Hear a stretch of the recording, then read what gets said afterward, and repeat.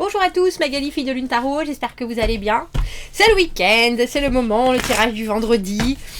Pour le week-end, vous pouvez commenter, vous pouvez aller voir dans les commentaires ce que les gens font, si vous avez envie d'exprimer quelque chose, quoi que ce soit d'ailleurs, la recette du clafoutis ou un débat d'idées, allez-y, faites-vous plaisir. On appelle ça les vendredoses de liberté, de légèreté. Oh, de liberté, c'est joli aussi, tiens. C'est pour aller voir les énergies de ce week-end. Samedi 7, dimanche 8 octobre. Quelqu'un perd son sang-froid. Faites attention au carré de Mars et de Pluton. La Lune vous permet de laisser certaines choses vous passer au-dessus de la tête et derrière, s'évanouir derrière vous en ce samedi. Dimanche, choisissez avec attention. Faites attention aux personnes qui ont envie de vous pousser avec le carré de Mars. De vous pousser. Trouvez des choses simples à faire pendant que vous déballez vos sentiments et vos ressentis. Des doutes peuvent apparaître avec le carré de Jupiter. Jupiter. Nous avons un nouveau tarot, celui que j'ai, un des trois que j'ai ramené de Milan, qui s'appelle le Bosch Tarot. Je lui ai fait une petite... ce que j'ai jamais fait pour les autres. Donc tu as une attention toute particulière. Une petite cérémonie de merci d'avoir été là. Parce qu'au final, je l'avais déboîté, enlevé de sa boîte, et mis là-bas, tout au fond là-bas. Ou je sais pas, j'ai eu besoin, je pense, qu'il se pose et qu'il se repose. Alors on va aller voir les énergies qu'il veut bien nous transmettre. Pour ce, on a dit 6 et 7, ça y est, 7 et 8. 7 et 8 octobre. Qu'avons-nous appris? Comment nous en servir? Mon Dieu, c'est mon chat qui fait ses griffes. Ce qui arrive au-devant de vous, comment vous y préparer au mieux. Allons voir les énergies de ce Bosch Tarot. Elle est là, cette carte. Comment nous en servir? Ce qui arrive au-devant de vous. Comment vous y préparer au milieu? Un petit conseil.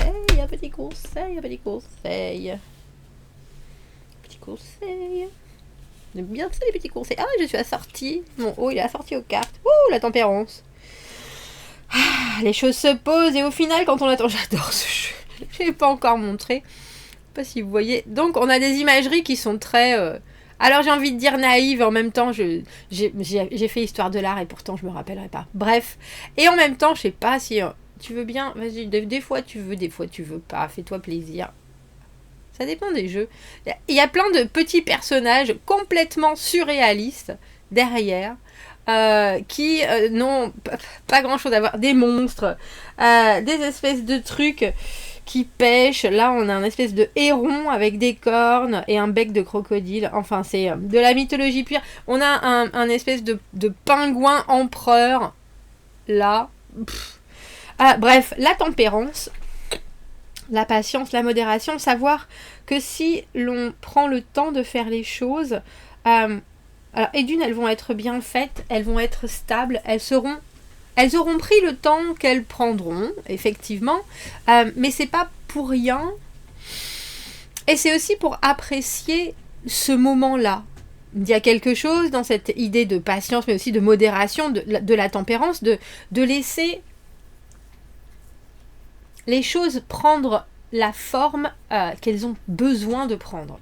C'est-à-dire que ce soit l'esprit de quelqu'un qui a besoin de temps pour se diriger vers quelque chose, que ce soit des moments où les choses ne sont pas encore prêtes pour qu'on les accueille, donc il faut s'occuper. Mais c'est aussi vraiment le plaisir de, j'ai envie de dire, de regarder le temps qui passe, non, de se mettre au moment présent dans ce qu'on fait. Pour ne pas être frustré, justement, pour ne pas être impatient. Waouh! On revient à l'arcane sans nom. Donc 14, 13, comment nous en servir? On vous demande de regarder avec... alors j'ai envie de dire avec compassion tout le chemin parcouru et tout le trauma que vous avez encouru. Et maintenant... savoir que vous vivrez plus jamais les choses de cette façon-là ou d'une manière aussi douloureuse justement parce que vous les avez déjà expérimentées. Ceux qui arrivent au devant de vous, 4 d'épée à l'envers, 8 de bâton à l'envers, comment vous y préparer au mieux. 7 de bâton à l'envers. Intéressant parce que il y a quelque chose dans une fin, alors que ce soit séparation, rupture, que ce soit changement de cap, vraiment. Ou si vous vous permettez pas de regarder les choses s'éloigner jusqu'au point où elles disparaissent, elles font toujours partie de votre monde. Parce que là, il y a quelque chose avec ce 4 d'épée à l'envers qui pourrait ressurgir, alors j'ai parlé de trauma, mais... et qui pourrait ressurgir, je pense, d'une manière qui peut un peu vous faucher, parce que ça n'a pas été digéré, parce que vous pensiez que... Mais je pense que vous savez qu'il y a des choses qui sont complètement terminées, mais vous n'avez peut-être pas mis un point d'honneur à accepter ça. Alors quand je parlais de rituel par rapport aux cartes, c'est drôle parce que c'est un peu ça. Pour moi, la carte du 4 d'épée, qui est la carte de la purge, c'est se dire qu'on a acquis, on a compris les choix, les déceptions, les directions, et au final, on est quand même maintenant suffisamment stable, non seulement pour les accepter, mais pour les laisser passer, et soi-même passer à autre chose, avec une attitude très vaillante. Et quand cette carte est à l'envers, il y a souvent des choses qui viennent nous faire, alors j'ai réminiscé, mais qui viennent nous demander si effectivement on n'est pas un peu plus fragile qu'on ne le pensait, et qu'est-ce qu'on n'a pas encore complètement laissé s'évanouir.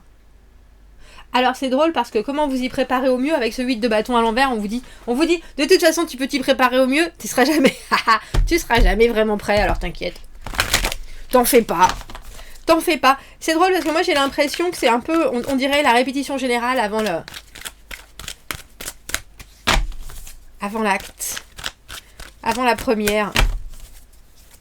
7 de bâton à l'envers, il y a certaines choses, quand ça passe pas, et il faut juste jeter l'éponge en se disant bon bah, je trouverai bien un autre moyen. Le conseil c'est le 7 de bâton, alors que comment vous y préparez au mieux, c'est le 8 de bâton à l'envers. Il y a quelque chose dans la réactivité que vous devez avoir, où vous ne devez pas vous épuiser quand même. Il vaut mieux ce week-end garder ces possibilités énergétiques bien au chaud et pas les perdre pour rien. Surtout sur des choses si vous les sentez encore un peu sensibles, justement. Padam!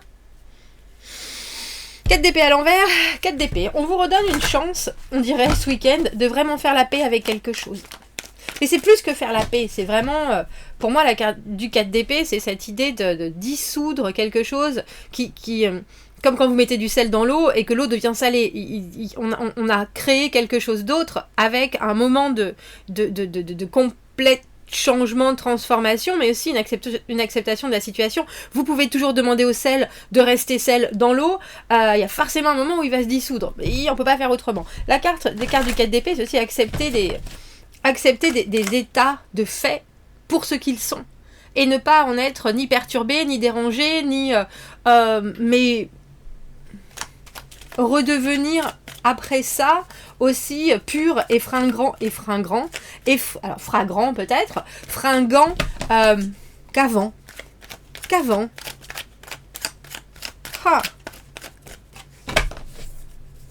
Alors avec ce 8 de bâton à l'envers, il y a vraiment cette idée de ne saisissez pas toutes les opportunités qui arrivent. Bien au contraire, parce que ça pourrait créer des espèces de points relais dans les difficultés avec ce 7 de bâton à l'envers. Regardez, on dirait un espèce de gros moustique mélangé à un oiseau avec un pot sur la tête. Et je crois que j'avais regardé le petit livre qui allait avec. Il n'y a pas plus d'explications que ça. C'est ça qui est drôle. Ah non, c'est peut-être dans le Sunlight Tarot. Dans le Night Sun, pardon. On va aller voir. C'est le moment de retrouver aussi son intégrité après des passages à vide qui ont pu être que vous avez subi des déceptions ou qu'il y a eu des choses cette semaine qui vous ont gonflé. Waouh, 4 d'épée, la justice, l'équilibre est retrouvé, messieurs, dames. Et je vous ai dit, quand j'ai vu cette carte du 8 de bâton à l'envers, je pense pas que vous ayez besoin de vous j'ai de vous écheveler. Vous n'avez pas besoin de vous écheveler ce week-end. Vous n'avez pas besoin de vous démener, bien au contraire. On en fait le minimum. C'est merveilleux ce week-end. Parce que la carte du 4 d'épée, on ne vous demande pas de faire des choses en conscience. On vous demande de les dégager, justement. Mais pas en méditant ou quoi que ce soit. C'est une carte de repos, la carte du 4 d'épée. C'est une carte de repos. Alors vous vous lâchez la grappe ce week-end. Vous en bégayez si vous avez besoin.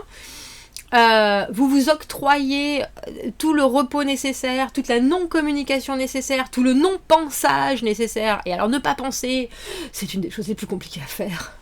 Mais, ou alors laissez votre... Ah, vous avez essayé ça? Moi, ça fait quelques temps que j'essaye et c'est pas facile. Vous laissez la place à votre... Je sais pas comment expliquer ça. À votre cerveau de faire ce qu'il veut. Il n'a pas le droit... Vous n'avez pas le droit de prendre le contrôle. C'est-à-dire qu'à ce moment-là, vous allez voir des images, vous allez voir... Il n'y a pas de pensées qui viennent en chemin. Et c'est pas un écran blanc non plus. Je ne sais pas à quoi c'est dû. Vous ne devez pas vous permettre de penser à quoi que ce soit. Au moment où ça arrive... On dégage ça, mais c'est pas de la méditation, parce que la méditation, on essaye d'atteindre une espèce de paix, etc. Non, là, c'est du non-pensage. Voilà. Je laisse ça là. Il y a quelque chose qui s'officialise avec cette justice.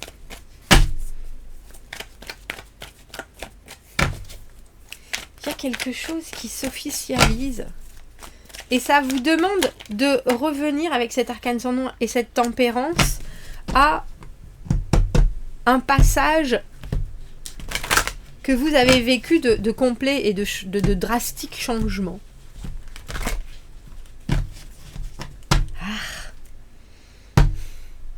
L'arcane sans nom à l'envers, le 8 de coupe à l'envers, on va peut-être vouloir vous faire changer d'avis sur certaines choses. Alors que vous l'avez déjà vécu ça. Vous êtes maintenant dans un processus de guérison. Vous avez vécu cette transformation de l'arcane sans nom, que ce soit quelqu'un qui s'éloigne de vous, que ce soit vous qui décidiez de claquer la porte de quoi que ce soit. On met un point stop. Halte là, Galinette. Non, c'est pas... Il y a quelque chose qui ne se reproduira plus. Il y a quelque chose que vous avez complètement aussi pris en compte. Et vous vous permettez de vous dégager de tout ça. Et pourtant, j'ai le sentiment, avec cette justice, vous avez déjà réglé les choses, et pourtant, 8 de coupe à l'envers, on voudrait que vous voyiez les choses, ou alors l'univers peut-être veut que vous voyiez les choses aussi. On a l'impression que c'est presque un test. Est-ce que t'es sûr?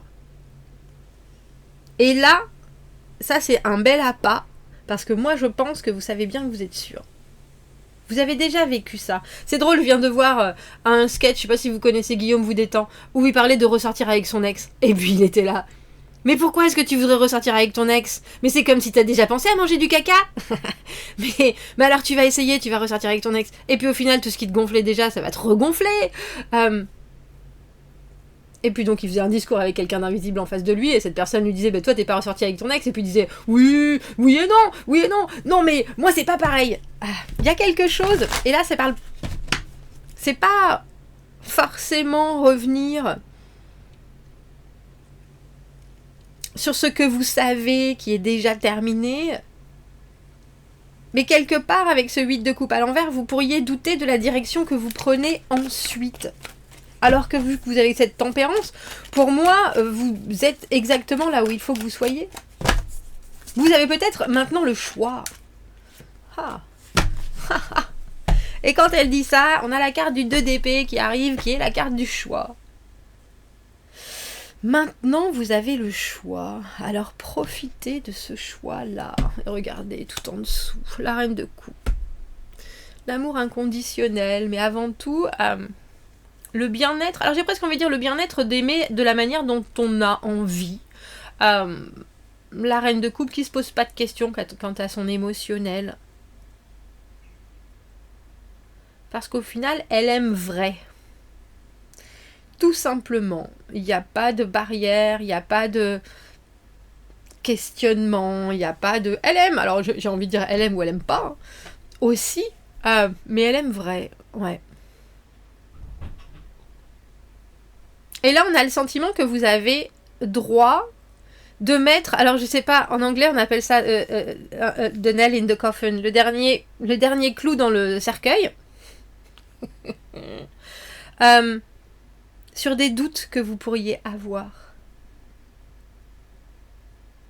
Parce qu'au final, ce dernier clou, il vous permet de gérer les opportunités qui arrivent et de vous demander en conscience, pour le coup, qu'est-ce que vous avez envie de suivre comme intention.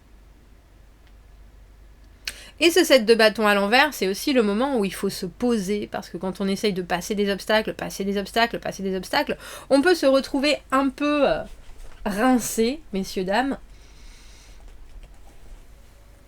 Et ça, il faut pas. Qu'est-ce qu'on rajoute à ce tirage avec notre petite oracle Iris pour ce week-end? Hop là, hop là. Oh, de l'amour agrandit l'amour.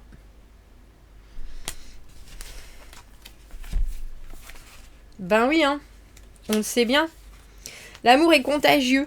Quand vous donnez de l'amour de manière ouverte, juste parce que vous le ressentez à l'intérieur et pas parce que vous recherchez de l'amour en retour, vous étendez une espèce de d'amour rose, tout mou, tout beau, tout doux autour de vous et sur toute personne. Voyez la magie qui change la journée de quelqu'un et même la vie de quelqu'un. Je vous ai dit, hein. Il y a quelque chose, parce qu'avec cette justice, vous savez bien aussi qu'il y a une certaine franchise et une certaine honnêteté à avoir étudié la situation et pas avoir besoin.